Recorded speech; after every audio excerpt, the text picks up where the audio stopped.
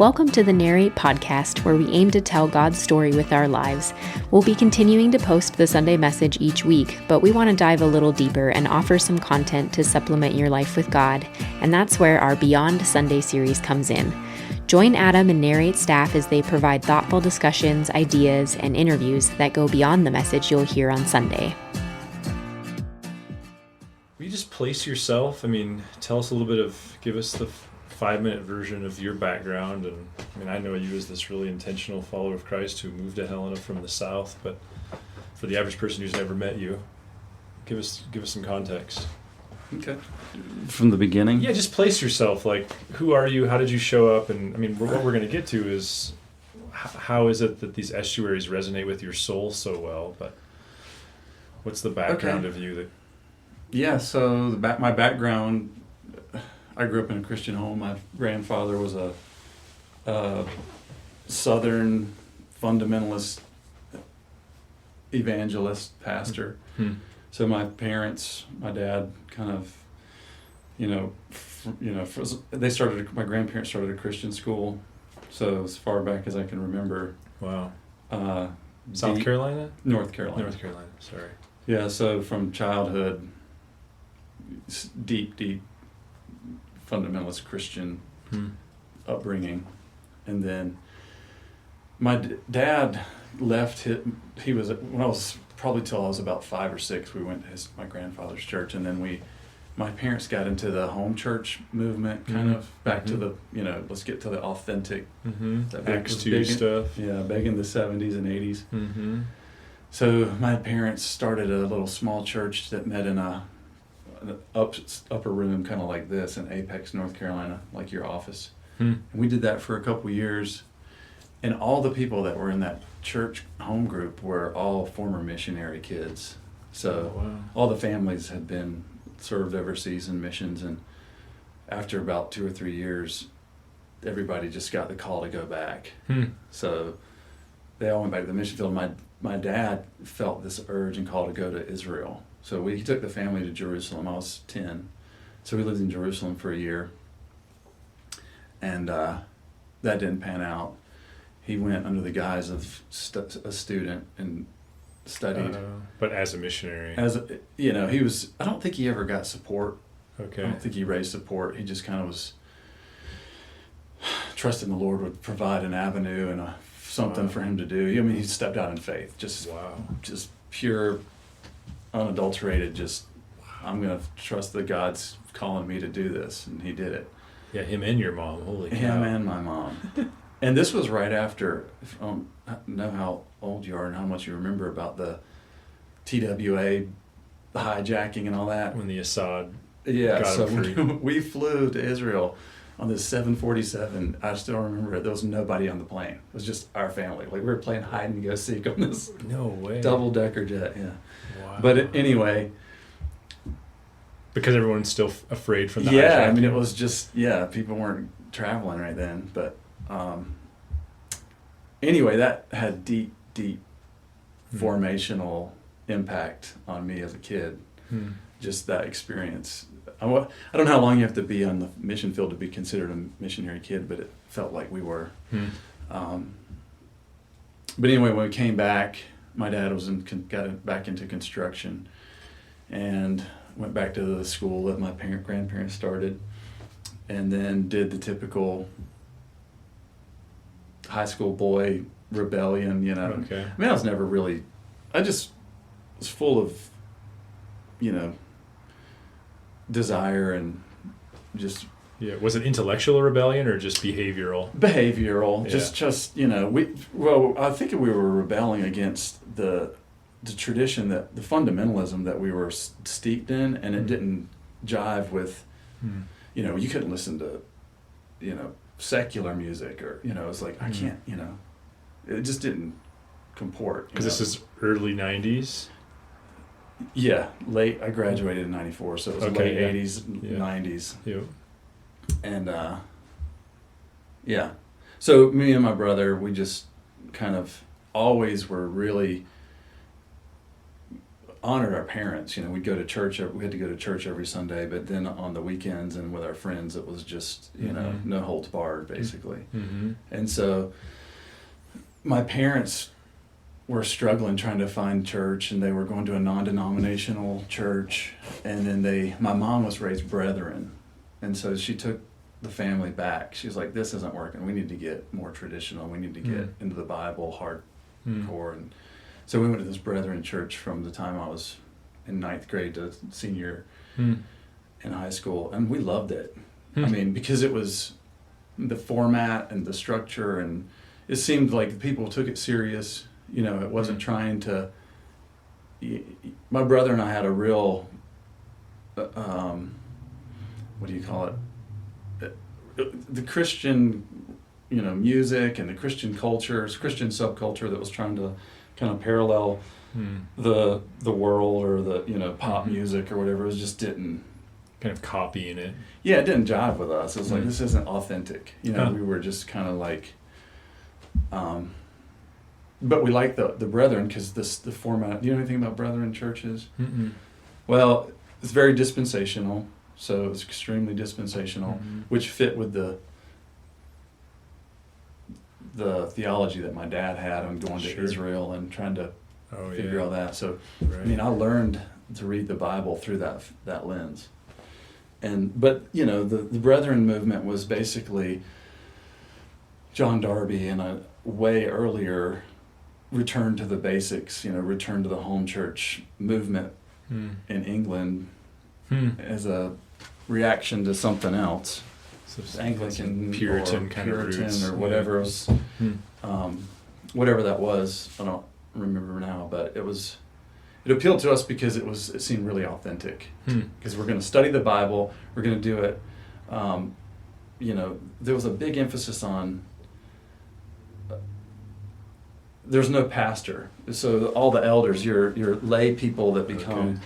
You know, you're encouraged to read the Bible, study the Bible, and participate. Yeah, congregational then in that sense. Yeah, so the structure of the church is very kind of Presbyterian, I guess, in that you have a plurality of elders that, with no pastor, that, you know, you take turns, kind of the men kind of take turns leading. And the worship service on Sunday night would be no instruments, just come in, sit down for 30 minutes, quiet, and then whoever was led by the Spirit to stand up and read from the Bible or call out a hymn. They'd give you these hymn books that were just no music, you just sing. And then pray. Somebody would pray. And, you know, of course it kind of forms a pattern. So the same guys do it every Sunday, and it kind of gets... I see. But it just felt really genuine. Huh. So even though you're rebelling on the weekend, you were resonating on Sunday. Yeah. Wow. So... Well, it didn't feel like... It felt rebellious against the culture, but not... It's like, you know, you can't listen to Joshua Tree album, you know, like, really? Like, you know, it's like... That just... Something didn't jive. Subliminally, you know. So it was like... I don't know how to describe it. It was just... I wanted to honor my parents and go to church, and I really enjoyed church. Huh. But... trying to fit into the, you know, culture, there's a disconnect. Sure, especially Bible Belt, coming south, all that stuff. Wow. And so then when I got out of high school, I didn't know what I wanted to do because I was just smart enough to just skate by. I was that kid that could just show up and make C's and B's and not really work, so I was kind of bored. And I was kind of an athlete. But then after high school, I didn't really know what I wanted to do, so I was just kind of floundering, and I love to travel. So I spent summers working and saving money and then traveling. And then I kept one foot in academics because I knew I needed to get some kind of degree. I just didn't know what I wanted to do. So I would go to the community college and get associate's degree in business administration and that kind of stuff. But then I made my way back to Israel and worked in a youth hostel for a year as a volunteer because I was just trying to figure out what I wanted to do with my life, and I got an opportunity to go there. So I did that, And then I came back, and that's when I met Rachel and got settled down and figured out I needed to chart a course, find something to do and do it, Sure. And so construction was just the thing. And I had some skills and grew up doing it, and it made sense, and I could make enough money to get by, and so I just decided I'm just going to stick with this. And so you have a construction management? well, so then what happened was I worked my way up from just doing carpentry and working for myself and having a side hustle and doing all this to a guy invited me to become a superintendent. And so I built custom homes until 2009 and the market crashed. Okay. I was building 10 houses a year that were, $1 million homes, winning awards in the Parade of Homes. And it was, Wow. in the Triangle Builder Group, we were kind of one of the good builders in Raleigh. But then in 2009, I was laid off from that. And then I went back to school and got a degree in construction management, 4-year degree. Okay. And then I went into commercial construction and never turned back. Huh. So that was kind of the career path. Wow. But how that's all circles back to Estuary. So you're the one that introduced me to Estuaries, and several conversations it took me to understand it. Well, I guess that's not true. I think I was fascinated from the beginning, but how did you find it? Well, that segues into how I found it, is because I think it was 2019 or 2018 or 2019. I was looking at, my brother sent me something of Jordan Peterson when he blew up, and it was something about him, and I watched his little YouTube video, and then I started seeing him debating Sam Harris, and then the whole intellectual dark web came up. And it was, I started to follow Barry Weiss and all the IDW people. And so I just got Twitter, and I was following them, and I was in Montana, and I was driving to St. Ignatius. I was doing a project. I built an addition onto St. Ignatius High School. And get 2 or 3 hours in the car, so you just have tons of time to listen to content on YouTube or Twitter or whatever, podcast. And so I started listening to that, and I think it was Dave Rubin or one of those IDW guys said Paul Vanderklay is the pastor of the intellectual dark web. So I looked up Paul, and he's a pastor in Sacramento, California. And he kind of glammed onto the Jordan Peterson phenomenon as a pastor, just doing videos of him saying, this guy's selling out theaters in Toronto, talking about the Bible. Right. So Paul was breaking down, his question was how and why. Why are people paying to go hear a guy talk about the Bible? And my friends that are pastors in Toronto can't get people in their church. Wow. Yeah. So I started listening to Paul, and Paul filled a lot of little voids in my life, because I used to listen to a lot of NPR, and he was kind of like, I used to listen to, did you ever hear Hank Hanegraaff, the Bible Answer Man? I don't think so, no. There's a guy named Hank Hanegraaff who had a show that I'd listen to, and people would call in and ask him questions about theology, and Whoa. he'd have a 2-hour radio show where people would ask him really tough questions, and he'd answer. And Paul kind of fit that for me here, because I could download a podcast and listen to it on the way to St. Ignatius. Sure.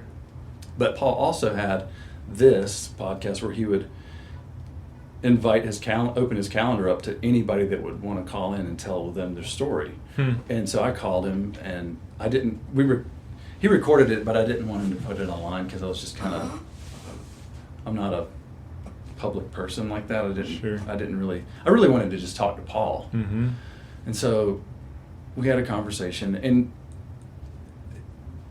there's a whole group that has kind of developed around Paul's ministry and his YouTube content called This Little Corner of the Internet. And I don't know what the number of people are. It's not huge or anything, but it's people like me, people all over the spectrum, blue collar guys up to, highly academic professors at major universities that are in this corner, and they're in dialogue, and I don't know how or when it came about, but Paul invented the protocol, the estuary protocol, and he kind of presented it to, he and John Van Donk, another CRC pastor, started it up. And they were inviting people to take part in it and participate in it, and they had set up a website that you could visit that was the leadership. It's basically you could just participate in it and do the protocol. Yeah, so for someone who's never been to an estuary, explain what that looks like. So before I do that, okay. Basically the intent was to be church adjacent and to provide a space for conversations, because the church is a walled garden and people that go to church get fed. And the church's job is to protect the flock and to provide a safe space for people to worship and flourish, but it's also to do outreach. And it's kind of an experiment. He kind of didn't really know what it, he had a kind of a vague idea, but what it's kind of developed into is more of it fits the role or fits into the category of pastoral care, because people want to know and be known. So it just gives a different arena for pastors or lay people to reach out to the community and provide a safe space to come and talk about whatever they want to talk about. And so for people that have never been or don't know what it is, the format is 2 to, I don't know what capacity would be, maybe 15 people max. Sure, okay. Could come together, and the host offers up an opportunity for everyone to go around the room and introduce themselves.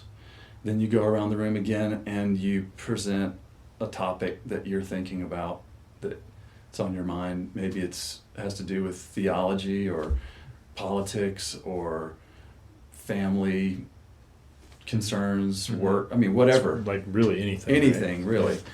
And you go around again and you vote on topic, and then everybody talks. And if you run out of steam or it expires, then you bring up another one, you do another round. And it's supposed to be an hour, 2-hour thing. So designed to be a safe place to bring up anything. Versus in the walled garden, you can't necessarily do that. Yeah, because in church, most people don't want to say, they don't want to talk about things that they think they're going to get chastised for. Right. Well, and it's like open mic at a funeral. Like nobody wants to do that. Right. And the people who do, we don't want them to do that. Right. Yeah.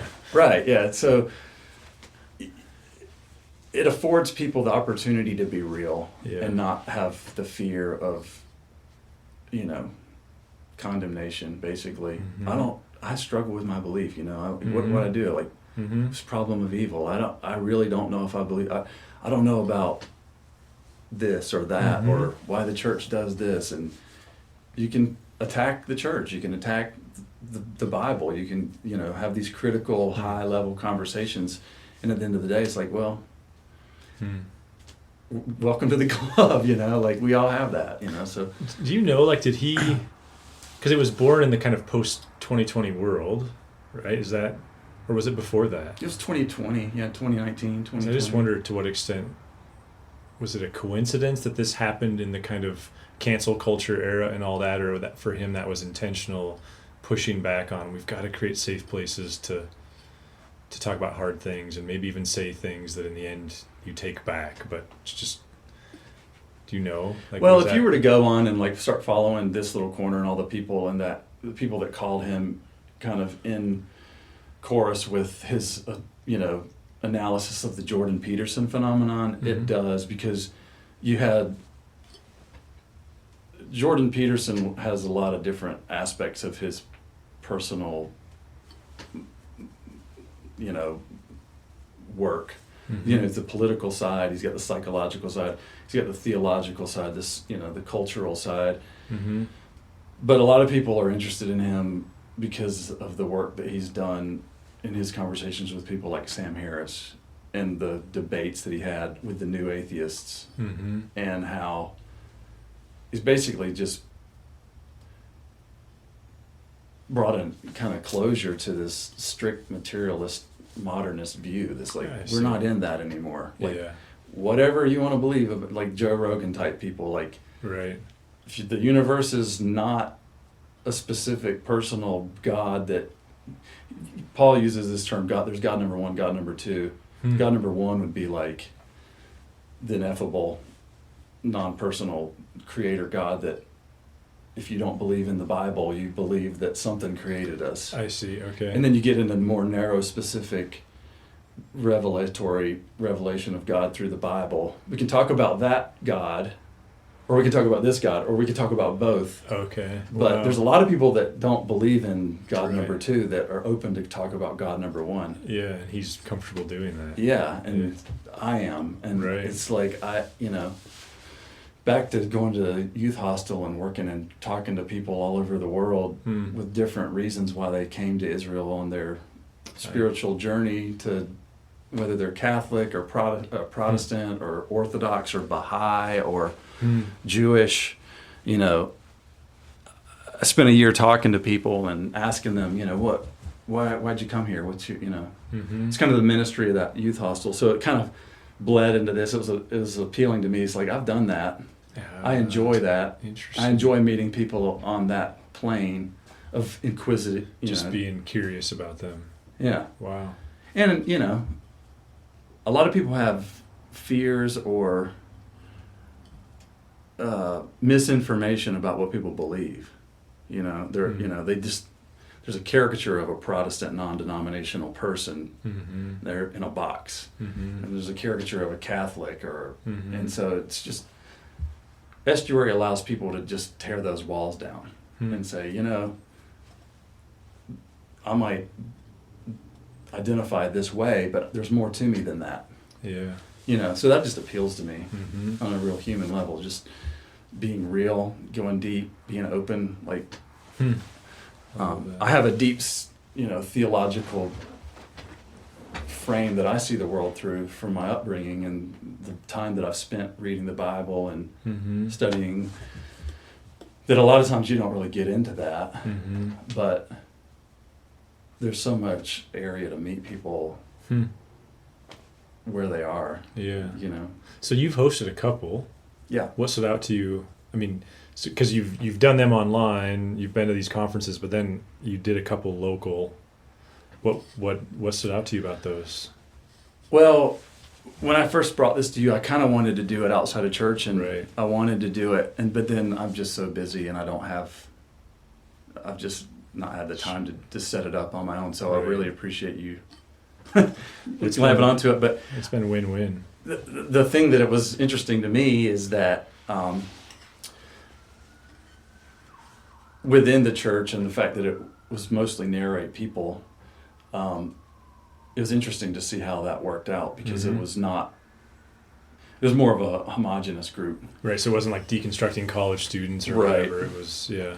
Or just some random person that is looking for friends on the internet and they want to join a meetup group Right. to talk about books or whatever. Sure. Which is what I kind of wanted it to be, and I wanted Right. to do that because I wanted to. Because you like broad ideas. Yeah, and I wanted to reach people that aren't churched, because it's supposed to be church adjacent. But so anyway, the to answer your question, the pleasant surprise was people in the church still need to connect in a more deep, resonant, personal level. I mean, things that stood out to me in my group was we were doing it during the political season, Right. and we literally talked about, the first one was talked about abortion for 2 hours straight, and there were people that were for it and there were people that were against it, and we got into some really deep, hard, like emotional, personal dialogue, and at the end everybody was just hugging each other and just leaving, and no one, to me that's a miracle. I mean, Were you pitting out in the middle of that at any point? No, I was sitting there quiet, just letting the conversation go. So you didn't even have to really moderate I didn't even have to moderate it. It was, wow. I mean, These are that's a mature testimony people. to the people that were there. For sure. Are beautiful, humble people that can stay. I've heard stories and being a part of the leadership, going on the internet and joining the protocol leadership, hearing other stories of where you might have one guy that comes in and just wants to take over and just talk, and you have to, then the moderator has to step up and kind of like rein that guy in. But I hadn't had to do that. And then the second one was at the end of the estuary. We were gathered around, and most everybody left, but there were a couple people there, and was trying to ask him, who's been in our group you think had been at Narrate the longest? And one of the people said, I think I have. It was like 9 years. And there was another couple was like, hey, we've been here like 7 years. It's like, well, great to meet you. It's like, they'd been in church together for over 5 years and hadn't really connected. Right. And it just passed one another every Sunday morning. And it's like, I've felt, that's what you do. This is what I felt like, God, thank you. This is what I wanted out of this, like to see people come together, have a great conversation, know a little bit more about each other. Right. And, so that's what I hope to get out of it more. And, and I'm glad that it's, that you've opened it up, and it's been something that people really want to do, because it's I can just see a lot of value in it. Yeah, we've had so much, we have such a positive history with short commitment type things. I think that's part of what makes even things like wood splitting and the scattering events is that you're not committing to 6 weeks or 6 months. It's just 1 day. And I think when you think about community and small groups, and there's just lots of ways to help people find community, but I think as a staff, what we've loved about the Estuaries is it creates a place for people who actually want to dig in and not just small talk. Because we've done dinner for eights, and they have their place, but I've never actually been to a dinner for eight, because I'm just I just don't want to go small talk for that long. It just sounds nauseating. Versus this, what we've loved is you're showing up having already agreed to, I think, a couple things. One is to talk about meaningful stuff, and then 2 is to civilly disagree. And it just feels like, and maybe that's just my personality, but getting to signal to the people, we're going to talk about hard things. So the fact that they handled that abortion so well probably had something to do with the fact that the whole system told them, hey, you might come into this and end up in a conversation that's really uncomfortable. Mm-hmm. So you're not shocked by it. So I think the one thing that I thought that potential negative or not negative, but something that would have to be, it's not safe. So if you think that you're not the type of person that wants to overshare, or you're afraid that people are gonna, because when you do expose yourself and you do share your thoughts and your feelings, you're opening yourself up. For sure, that's fair. And there is damage that can be done with people take your information and abuse you with it. Mm-hmm. So there is that, but that's life, and that's real. Right. And you can't live in a shelter. I mean, if you're afraid of that type of thing, it's probably not for you. If you want to be guarded, and the other thing that I saw as a potential danger is people that want to debate, because it's not a debate format. Right. It's a conversation format. So the goal in a good conversation is to learn from somebody that you don't. Yeah. If you come trying to convince everybody of your view, right, and nobody's done that, and the ones that I've hosted, maybe they did in the others, and there's potential for that. Mm-hmm. And quickly I think everybody can see that person for what they're doing, and it kind of fizzles out. Right. But the goal is to learn about what other people have to say and what other people think, and learn even with yourself how you process someone you're in a room with that you disagree with. Yeah, well, and like lots of small group things, it feels like, because I've been to 2 of them. I guess I've been to, have we only done 2? I think we've done 2. You really have to thread the needle between being a good listener and contributing. Because if too many people don't contribute, then it doesn't work. But so you've got to be willing to be vulnerable and speak up a little bit, but also, to your point of, you've also got to show up curious enough and willing to learn and not dominate and be self-aware there. Mm-hmm. And the one I went to with the Stumbergs hosted, Madison and Bo just did such a good job. And ours got really personal. I mean, we had this really diverse room of one person who's talking about how hard, as a single person, how hard it is to meet people in Helena, and another person who is probably, I'm guessing, 60-something, an empty nester, and talking about how kind of lonely life is in this season, and that they regret not doing a better job of forming relationships earlier? So we had this huge spectrum, and I don't know if there were tears shed, but it was really meaningful and fun and adventurous. Like, you really didn't know where it was going. But to your point, I could see where, just like anything else, you get one bad egg. Mm-hmm. But that's also where a really good moderator comes in, and someone that is comfortable going like, okay, it's been good hearing from you, but you've been talking too much, which is really hard to do. It's hard, yeah. Well, the good thing about it is, the thing that surprised me the most about it, because I've done it with Narrate, and I've done it online with people, and inevitably, every time that I've done it, a through line develops between like 2 or 3 of the topics, and then there's this, you feel like the spirit is there. Like, there's a spirit in this conversation that wouldn't be here if these people weren't here. And it's unique to this time, and it's unique to this moment. You're not going to bottle it. And it's like you said, you experienced that. And it was personal, it was deep, and it was emotional. And yeah, you can't recreate that. And you can't, it's not that you're trying to recreate it, but it affords that every time. Right. And you might, and if we do this enough, there's going to be ones that just bomb, and you're going to walk away going like, that one didn't, right? I mean, I'm guessing. Right, yeah. But that's kind of relationship. And I think, the other thing we've loved about it is, I'm so jaded towards that. Like, I'll hear people say, Narrate doesn't do small groups. And I have to be really careful with how I respond, because I'm like, well, what we don't do is empty promise small groups. Right.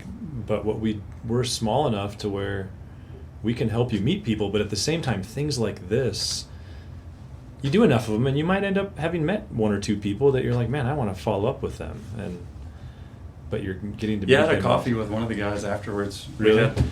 We got into it. That's the other thing. You don't ever, if somebody might bring something up or say something that's really, really resonates with you as an individual that you want to follow up with. Oh. And it could be 2 people, not me, the host, but 2 other people that want to get together afterwards. But I got together with this guy after, and we got coffee, and we talked for 2 hours, and it was amazing. Yeah. I really enjoyed it, and he helped me with some questions I had, and answered some stuff that I was thinking about, and didn't. He was was a professional counselor and had knowledge, and it was fantastic. So it's just In Search to Belong, there's a guy named Joseph Meyer. I read this book in grad school, and we've allowed it to form us from the very beginning. But in Search to Belong, he argues that the job of a church is not to create relationships, but it's to create platforms upon which people can interact and relationships can form. And I've always almost thought of it almost like what a really good active student life does at a local college. Like, we're going to host all these things, and we're going to invite you to all of them, and you're going to choose whether or not to participate, and you're going to get what you invest in it. And I think these are such a awesome asset for people who want to connect on a deeper level around ideas. And even the more I've gotten to know you, I'm like, it totally makes sense why these estuaries are just so satisfying to your soul, because you like meaningful conversation, and you like, even now I've learned your Jerusalem experience or your Israel experience in that hostel, that makes all the more sense, because you're just a really people curious person. Yeah, it's personal. It's a little bit of a selfish, I get a lot out of it's something that I enjoy, and it gives me, because I enjoy the book clubs too. Like, we're doing Bo and Madison's How Not to Be Secular. Yeah, that's amazing. But and I enjoy Bible study. We've done that, and you can sit down, and I could be more than glad to host a Bible study and do a in-depth dive into a book of the Bible with people. And I've done that in the past in other churches, and it's rewarding, and I enjoy it. But this is just something that just resonated with me, and I wanted to do it, and I really appreciate you if you wanted to do it. No, it's been really fun. Thank you. If you'd like to learn more about Narrate Church, find us online at narratechurch.org. You can also look us up on Facebook or Instagram. Thanks for listening.